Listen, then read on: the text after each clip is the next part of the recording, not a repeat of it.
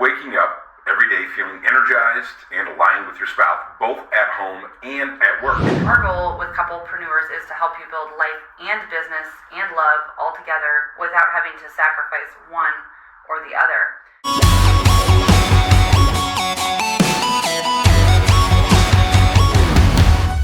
All right, welcome back, Uncommon Freedom Fighters. I'm Kevin Tinter, joined by my beautiful and brilliant co-host and my wife, Bekah Tinter. Hey, Beck, what do we have going on today? We have got 5 unconventional strategies for couplepreneurs who want an amazing partnership in love and business. That's right. We definitely know running a company with your spouse comes with unique challenges, but it also comes with incredible opportunities when you get it right. And these aren't your typical date night tips. Oh no, we are talking about the behind the scenes, nitty-gritty habits and mindset shifts that make all the difference.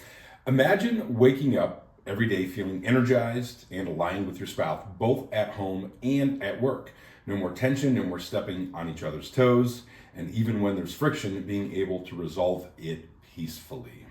Our show is called Uncommon Freedom because we're fans of unconventional approaches. So we'll dive into 5 game-changing strategies you can use right away. First, why divide and conquer can be terrible advice for couplepreneurs.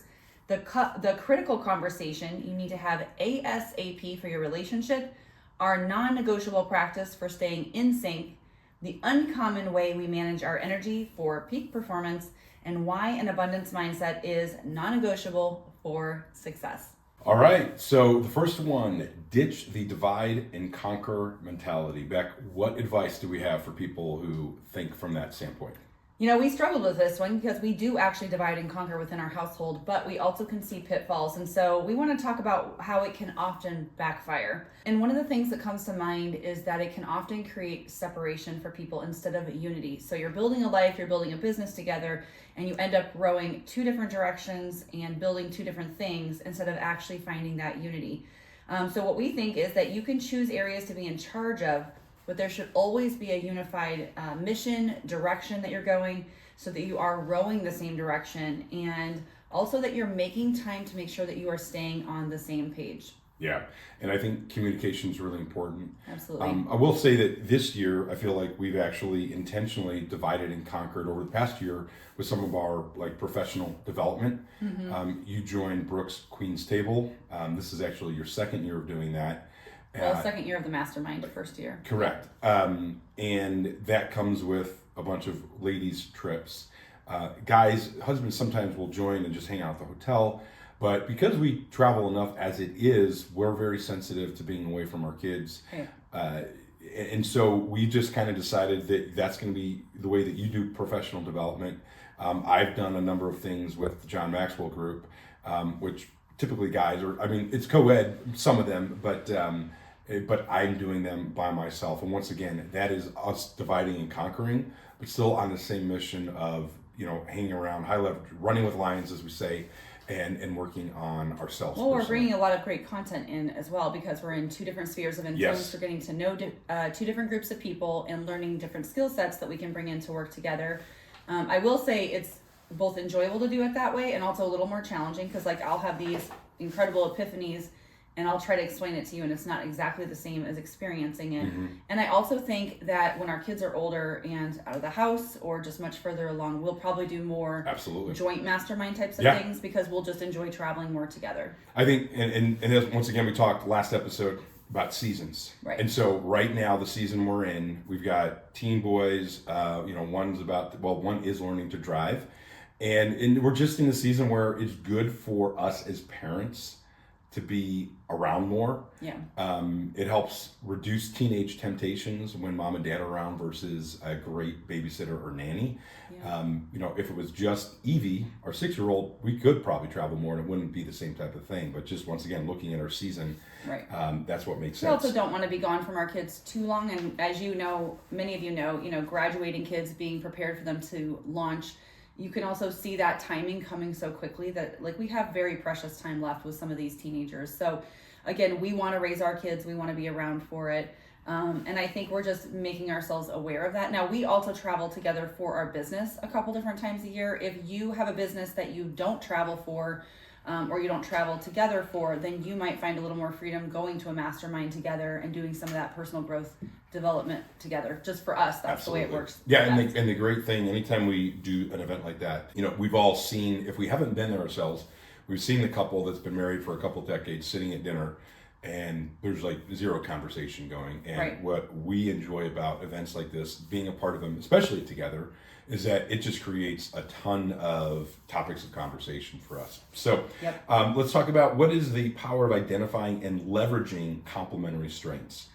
Yeah, so complementary meaning like you may not have the same strengths, but they're needed in your business or your family life, and one of you has it stronger than the other does. And so the first thing is figuring out, what are you naturally good at?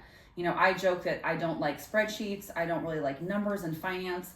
Could I do it? Yes. Have I done some of it? Yes. Do I enjoy it? Absolutely not. It makes my eyes roll back in my head. And so it's not that you have to be the numbers guru in the family, but you are naturally good at it and you enjoy it. And so it's an easy lane for you to run in. And because I have you, I don't choose to be as involved as, I have to be, while I still have to have a pulse on those kinds of things. So you had kind of like the concept of a sports team. What are you thinking with that? Yeah, so just understanding that, just like, especially you think of a baseball team, a softball team, or a soccer team, or a football team, or heck, even a basketball team, right? Basically any team we can think of. Yeah, yes, good point. Any group sport. Great, right.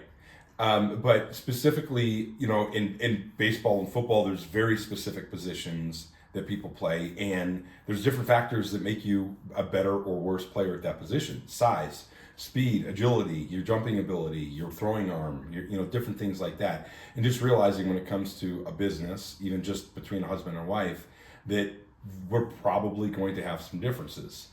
Some will have more than others, but realizing that just like a coach needs to put people, it's the Jim Collins, not only got to get the right people on the bus, but we have to get them on the right seat. Yeah. On the bus. And a lot of times, we've had a lot of conversations with couples as they're coming into the business together. They're like, well, what does it look like? And our answer is, it looks different for everybody. What's essential is communication, figuring out, what do you like to do? What are you good at doing? Because some people might be good at something, but they don't necessarily enjoy it. And there's a balance of, sometimes you're going to do things you don't like because it's necessary, but maybe some of that stuff you can delegate. So just having that mindset. And then the other piece is, you want to outsource everything else. So the things that need to be done that either you're not good at or you don't enjoy doing, or that they're just not high leverage, outsource it, pay someone else to do it, so that they can work in their genius and make you better than you would be if you were to do it yourself. Exactly. Like in our business, making training graphics and things like that can eat up a lot of time, but they don't make us any money. And I can do them, so I might for short-term things, but most of the time we delegate that to our assistant who does them better. And it's just not, again, a good use of my time. When I know how much I'm paid to do my job and I know how much I can pay someone else to do it, it's easy for you to delegate when you understand your value and what you contribute to your business, so that you're not just working on your business, but you're working in your business and your strengths. And also you're spending time with family when you're not working. Right. And then we talk about, what gives you energy versus what drains you. Yes. This is something, we actually still sometimes have some conflict about this. It has to do with like collaboration and committees and things like that. And it took me a while to feel like I'm not a good collaborator. Some people might say perfect for a marriage. Well, we've got that part. I can collaborate when necessary. However, I hate committees. I used to go nuts as a staff officer in the Marine Corps, where you have weekly staff meetings, and then you have staff meetings for staff meetings for staff meetings. And that kind of stuff just drove me nuts. And one of the reasons I realized I was not equipped to be a career Marine, because the further you go up in rank, the more time you're going to spend in that. And that kind of stuff drained me. It drove me nuts. It was so inefficient. And then I actually figured out, through some type of assessment, I don't remember which one it was, but it literally specifically stated, you're not suited for committees and collaboration. I was like, ding, ding, ding, ding, ding. It makes sense. Now, sometimes I will still collaborate if it's a project or a topic that I'm really passionate about. But understanding that kind of stuff drives me nuts, has allowed me to only participate when absolutely necessary in those types of things. What are your thoughts? What are some things that Where do I either start? give you energy or drain you? Teaching and training others is definitely, something that gives me energy. Meetings without movement. I'm someone who really appreciates efficiency, and one of my top 5 strength finders, besides responsibility, which is why I do some of those things that you don't like doing probably out of responsibility, is I'm also an activator, and so I love to help people take action. So one of my passions, like when I get something in my head that I want to see done, I really want to do it quickly, and I want to do it well, and I want to see it to come to completion. I love finished projects. And so one of the things I get challenged with is when it's just discussion time and it lasts a long time, or I have an idea, but I don't have the ability, or I'm not the one making the decision to execute on it. That can drain me or bring me frustration. So I think for me, just being an activator means I want to see an engagement in someone that I'm teaching or training that they can take action on, or I want to be a part of something where I can see that it's going to be actionable in a short amount of time. Yeah, that's really good. Yeah. And I think it's also a great reminder to not be afraid of assessments. Because assessments have helped us make sense of a lot of things that didn't make sense until we took the assessment. Yeah. Because whether it's the Enneagram, the DISC, Myers-Briggs, Strength Finders, there's a lot of different things we've taken. But you take them and they talk about, okay, these are things that you're going to thrive at, and others that might, things that just drain you. They help you learn about yourself. And when you're in a position where maybe you're invited to a lot of, like for me, collaboration and committees and things like that, and you don't understand, okay, it sucks the life out of me, understanding that there's actually a reason for that, and then there's other people who just thrive on it, right? And it's helpful to have kind of this outside validation of there's a reason for that. And granted, sometimes you just got to suck it up and do things, but realize you want to minimize the amount of time or only do that for high leverage things. Helps me understand you're not just a poopy pants. Exactly. But again, when it comes to responsibility, one of our rubs or an area that I can lack emotional intelligence is when we're late to things. I hate to be late. I hate to let people down. I hate to not turn something in on time. I hate to not show up where I'm supposed to be. We've joked that one of my nightmares is not like a bad guy chasing me with a knife or one of my kids getting taken. No, I have nightmares that like I'm supposed to be speaking at an event and I'm totally not prepared, and I can't find my clothes or my shoes, and I don't have makeup on, and I'm not doing what I'm supposed to do. That's the kind of thing that I wake up in a cold sweat. And I realized after Strength Finders, it's because responsibility is somehow one of my top 5 strengths. When you can't find your clothes, it's because I've hidden your clothes. I'm never late for those types of appointments. Oh, okay. So, yes, Gotcha. It's usually without you involved, so I can't blame you for that. But when you might be more laid back about getting somewhere on time, like Easter Sunday morning, for me, I have pure anxiety because I hate not showing up, but I also really don't appreciate it when other people waste my time. And so I have to show grace in that area or be kind to people who, just take life more easily than I do. And so that intensity can also be a challenge to work with. All right, let's talk about delegation, because we talk about figure out, what between the two of us, our strengths are, delegate everything else. There has to be a permission for imperfection. Now, it's also really important that we train people to do things the way that we want. As we have had different employees over the last 13 years, we've realized, sometimes the fault is on us because I didn't do a good job of saying, hey, it's really important to me that my clothes get folded this way or hung back this way, or, that this task does this, But the bottom line is when you're the employee, you have the right you have the right to ask for things to be done a certain way. But what we don't have the right of is expecting that people will read our mind and how to do it. There has to be an allowance for imperfection. Yes, which we've learned the hard way and through growth. I think the other thing is just we've learned that saying, I can't remember if it was Brene Brown or someone else who says, communication are the results that you get. And so that saying is a reminder that most of the time when we don't get what we expect or want out of something, we did not communicate well. Yeah. And it puts that personal responsibility back on us instead of constantly being, upset with an employee or a child or a spouse, because, if we're communicating well and checking for comprehension or understanding, then hopefully there's fewer rubs in that area. and it moves you forward. And then the other thing about delegation is regular feedback loops. So with different employees we've had, you know, we can let too much time go by before we said, hey, how are we doing and how are they doing? But having a regular feedback loop, like a weekly meeting, is what we normally do with our main employee, and that makes it a lot easier for us to just figure out if anybody's feeling off and to clarify expectations, hopefully before things get too challenging. All right, let's talk about how to create synergy instead of silos in your life and business. So good, because we have been watching, unfortunately, a lot of marriages fall apart in this season of life. And, you know, we're in our mid 40s and we've been married 25 years. And so we have kind of friend groups that are in that probably the same rough amount of marriage time, rough age.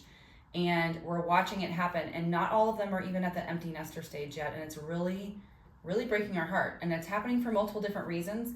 But I think one of the things that we see is when people who are committed and married to each other start to build silos in how they do their life and or their business, it's really easy to start feeling like you don't need the other person or that they don't belong or understand you. And there's a real danger there, because our goal with Couplepreneurs is to help you build life and business and love all together without having to sacrifice one or the other. And so for us, a mission is first, right? Aligning on that. Absolutely, yeah. So just aligning on mission, and we talked about the fact that it's okay to work in your area of expertise, but conversation and collaboration are a must. Otherwise, we're going to end up going two different directions. Yeah. And, you know, for people, we talked about this, it's okay to have different interests and things like that, but when you start rowing in different directions, that's when things end up in And we'll give trouble. you a practical example if you don't mind. It's going to be related to the two of us. I'll just share it. I don't mind, but I don't know what I'm saying. It's like Trust me, when it's people gonna be say, great. hey, would you mind doing something for me? I was like, it depends on what that is. I know. So, But last year Go is ahead. a great example of just a challenge that we went through, because Kevin has a lot of hobbies and he has a list that, is it your live list? Is that what Our you live call list, it? Instead of your yes. bucket list, which I love. And I probably need to work on adding more things to mine. Maybe my personality tends to be happier with like the way things are and not always wanting to shake everything up. But last year, Kevin decided to commit to both writing a book, which is quite a process and time-consuming endeavor, and take his private pilot's license, and work towards that, which is also a giant endeavor. And we had like discussed these in general, but we didn't really have a good heart-to-heart about what that would entail, the commitment on both ends, and we didn't really have a, hey, are you cool with me doing both in the same year? You just kind of jumped in and committed to both things and then notified me, which isn't how we normally run our family. Right. And it was like, normally I'm supportive because it's one of your things and I can handle one at a time. But last year, and even it has bled into this year, it's an area of contention. So we're sharing things like this because we're authentic. We do not have it all figured out. Okay. We're learning along the way. I want to support both of those endeavors, but it has been a drain mentally and emotionally in some of our areas of working together. And it wasn't our ideal situation. It wasn't my ideal situation. Correct. Where we literally laid out positives, negatives, commitments, and we're like, I said to you, I can stand behind both of these adventures for the next 1 or 2 years. You know, so that's just a reminder that it doesn't mean I want to keep Kevin from doing those things or he would keep me from doing something. But when it comes to big commitments like that, time or finances, it's important to have those honest conversations and make sure you've got at least a support for each other. You may not fully agree, but like, I'm in it with you. So. Absolutely. Live just a great and life learn. experience. Thank you I'm glad that we could provide a learning opportunity for real world experience. everyone else. I'm sure you'll have one of my, something to share on behalf of me sometime in a podcast soon. Do we have any real world success examples, either from our life, about coming together and not living a divide and conquer life? I feel like most of our life we've had the joy of kind of figuring that out on our own. I mean, even when we first got married, we were 21 years old.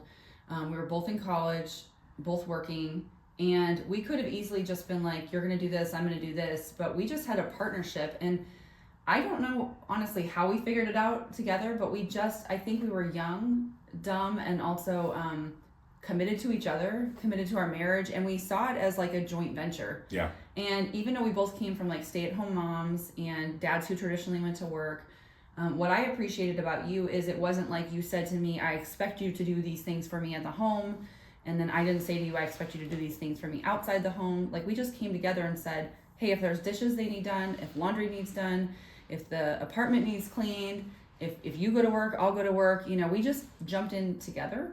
So we didn't do it perfectly, but I would say because we started there, it was easier when we brought you home as a police officer not to feel like we couldn't figure collaboration out. Yeah, even when I go back to when we first got married, you were a full-time student. I was not a student, but our shared mission was for both of us to finish our degrees because we had career aspirations that required a college degree. Yeah. And so you worked part-time, went to school full-time, I worked full-time, and then eventually went to school part-time. But it was just, once again, it wasn't like you're a student, I'm gonna work. It was we had this shared mission together that just it helped it be more of a team effort for everything that we were doing. Yeah, and in our business, we've seen couples do it really well, and then we've seen them not do it very well. And sometimes they don't do it well because one spouse starts the business, another one comes home, and they don't have a role to fit into, or their skill sets don't transfer well to the business, or their communication's a little bit off. Or a spouse comes home thinking that they're basically retired now. Know-it-all. And okay. Either a know-it-all,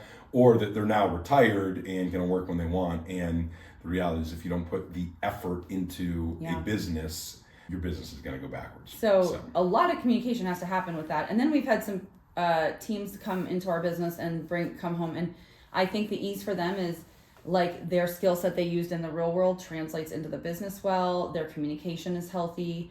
And so they came in willing to do the work and also to learn. That was the other thing that you did when you were coming into our business from being a police officer. You had a lot of skill sets. I mean, Marine Corps officer, police officer, college degree, dad, you already were successful in so many areas. But when you came into our business, you were like, hey, teach me what I need to know, because I was a little bit ahead of you. And I'm sure we had some friction there, but I don't remember a lot of it because you were so humble, even though you were already very well accomplished. It made that transition easy for us. A rare moment of humility for me. Nah, I feel like we've had a great journey. All right, moving on to 2, and it's a perfect segue into the roles and goals conversation. It's important to have that as soon as possible. What do you think? What are your thoughts on this? Well, again, I mean, there are critical conversations that many couplepreneurs avoid, and we would suggest that they happen at your peril because you just won't have them. And the longer you delay hard conversations, the worse things get, to be honest. I mean, even in our business, we talk about this. With our kids, we talk about it. It's better to really self-assess things early and often. So we ask ourselves things like, how are we really doing? And also, do I have any blind spots that I'm not seeing? It's easy to point out each other's blind spots, but we often don't see them. Even saying things like, hey, can I share something with you? And I mean, I think when either of us get asked that question, probably inside we're like, sure, But if it's done well, then hopefully the communication goes smoothly. Also giving someone else permission to give you feedback, unless they already have it. In a high trust relationship, you probably don't need to say each time, hey, can I give you some feedback? That takes time to build. But once you have it, it's like, hey, here's my observation. And we've both done that a lot in our own parenting journey with each other, and then also in our business. What about like the consistency of feedback and doing it early and often? Yeah, I mean, I think quick, regular, ideally as soon as the point of an issue coming up, having the conversation is better. Granted, this is where making a list is important, because having difficult conversations right away, and even in parenting, this is really important. And like for you, you're not a night person. Yeah. And so like having a conversation like this at night, after 8, 9 o'clock with you, it's not a good time to do it. And I'm not a first thing in the morning person as well. So, realizing, okay, we want to have this soon, but it might need to be within 24 hours so you can find a better timing either for. And I can just tell you, walking my faith out with Jesus, that's not always easy for me, because I like, again, closed loops. I like my windows in my computer brain to close down. And when we have conflict or we haven't resolved something, like going to bed that night is hard and sleeping is hard. It's been a long time since we've had anything that serious, but when it is serious, it's hard. And I think just trusting that the time we wait to have the conversation is worth it, so we can come out better on the other side of it if needed. And also knowing each other's personalities. Some people want and will try and need to process something right away. And some people, they completely shut down and they're like, I don't want to talk to you right now and I'm not ready. Yeah. And what we can see happen is one person chases the other and it just creates total conflict. So. Yeah. All right, let's talk about how to clearly define roles, responsibilities, and expectations. How do you do this? Well, How do we do this? it definitely conversation. It has helped us over time to identify our strengths and our weaknesses, especially as we worked together, especially within the business and within the family and the household. Figure out, what needs to be done and who is better at a certain thing. There's a lot of, roles that we slip into, but we start to understand, okay, Bekah's taking care of, this kid's school scheduling. I take care of Car maintenance. car maintenance. Exactly. Because I don't understand anything about cars. Exactly. And So don't care. So having the conversations, understand what needs to be done, who needs to do it, and certainly within our business, knowing who needs to do things is really important. And then delegating everything else that either we don't have the skill set for, we don't have the passion for, is really important. And trying to do things that we enjoy as much as possible. Yeah, and also just knowing things are seasonal. Like there might be a season where one person is going to do more of something in the household or business than they used to do. And that's just because they need to. The other person's at capacity. Again, thinking about Kevin last year, a lot less capacity to do some of the things he would normally have done. And we've switched that out based on the season that we're in. And so it's just good to not write that in concrete.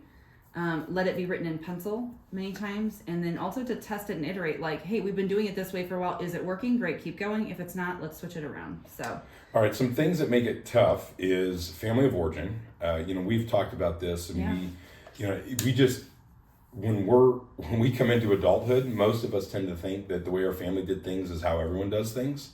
Right. And you see this pop up very frequently at holidays and how holidays are celebrated. But it affects all of our life. So just identifying that the roles that your family of origin had and the expectations that they placed on either, boys and girls or husband, wife, or just anything. I mean, this is a real issue that needs to be addressed. The other potential challenge is not having diversity of strengths. I don't think this is a super common problem. Right. Because most people marry someone that has different strengths than them, or maybe as a couple, they don't have a strength that's necessary. And so it might be an important strength that neither one of them really has. And so like if you're two people who have no structure and you don't desire it, yes, you're going to struggle yes, to have work-life balance and to build really or design a life like we're describing where your business doesn't take over your family and your family doesn't take over your business. So if you have two unstructured people married to each other, you need to get some help quickly. Yeah. Or if you're two very structured people like we are, then you need counseling for how you parent your children. Because, we parent our children with a lot of structure, a lot of design, and a lot of organization. And we have 4 very different kids. And we need to also make sure our kids feel like they're in a home where they're cherished and they're valued and they have some flexibility and they can make some messes and things like that. So no matter where you come in from, you're going to need some assistance. But if you don't have a balancing act going on between the two of you, you're going to struggle more in this area. So what are some things that we have found to make it easier to sort of navigate the differences?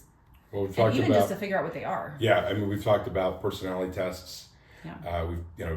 Strength finders, different things that are out there, even just the DISC, which is super helpful. We've both gotten familiar enough with the DISC where we can very quickly identify with a high degree of accuracy if someone is a D, an I, an S, or a C. And just within our marriage, and it's super helpful to have that perspective. And some of those assessments, so I think the DISC is the one where it's like, this is who you are in natural, and then this is who you are in stressful situations. Because, again, yes, we're all at our best when we're like going with the flow. But when stress comes up, which it always will in business, marriage, family life, then our personalities shift a little bit, and it can be like, why are you acting that way? Well, that high stress is causing you to go into being a driver where you want to control everything and everyone, where someone else might go a different direction under that same pressure. Coaching and counseling are 2 other things Oh that my we gosh, found to yes. be very helpful. Absolutely. Counseling, just getting that objective third party that can identify currents, the under the surface currents that tend to surface over and over and cause a lot of conflict. Yep.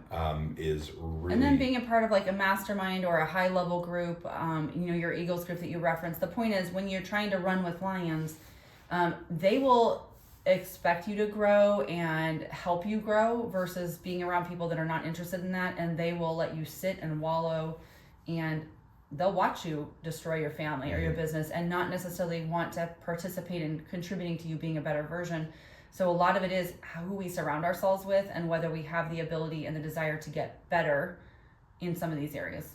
And then on the downside, unspoken expectations are deadly.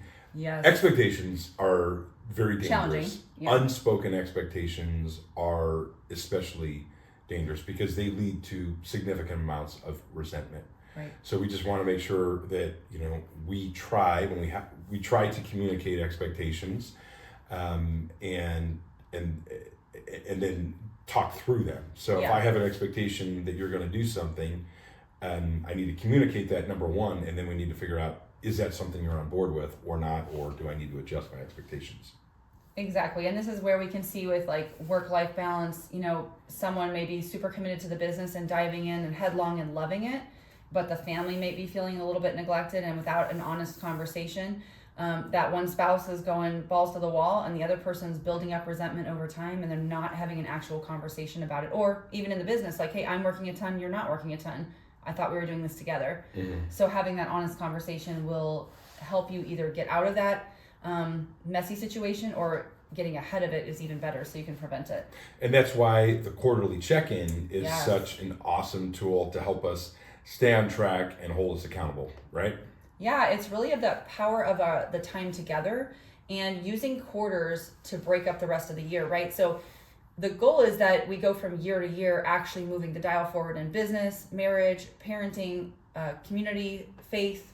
Like, I hope I'm not the same person next year that I am this year. I hope I'm a slightly better version. But looking a year ahead is really far out in the future. And then the day by day is like, it's hard to see changes. It's hard to see improvements. It's hard to catch the blind spots. And one of the things we've learned through our coaching is just that there's a medium frame of reality, which is not super far in the future and not right in front of your face. And I feel like monthly is kind of the most natural to work through, but it helps to break it into quarters so that you're not, it's not too far ahead or too far behind for you. Yeah. And then some action steps for having this conversation in your relationships is making an appointment to connect. We've done this. Typically it's driven by you, but you'll literally send me a calendar invite for Kevin and Bekah Connect time. And this is not a physical connection, the fun type. That's why it goes on the calendar. Exactly. You don't have to if I had to do the calendar. physical, I would just walk by and shake my butt or something. And I'll take it. But the literally just saying, once again, we say if it's important, calendar it. Yeah. Right? It doesn't decrease the importance by having to calendar something, right? It just actually shows this is a placeholder, this is important. And it doesn't mean we haven't talked at all, that I have to make a calendar appointment with my husband. That's not what we're saying. It's not like I never talk to you and the only way I can talk to you is with a calendar. It's like I usually have a stacked up list of things that I've been writing down for a couple of days. Like, these are things I need to make decisions on, we need to make decisions on, but we have to have conversation. And we talk to each other, but we don't always get like uninterrupted conversation time where we can make a decision and move forward on something. Or gain clarity or prepare for something that's coming up in the schedule. And so sometimes it's like, hey, I need 15 minutes with you sometime today. When can we do it?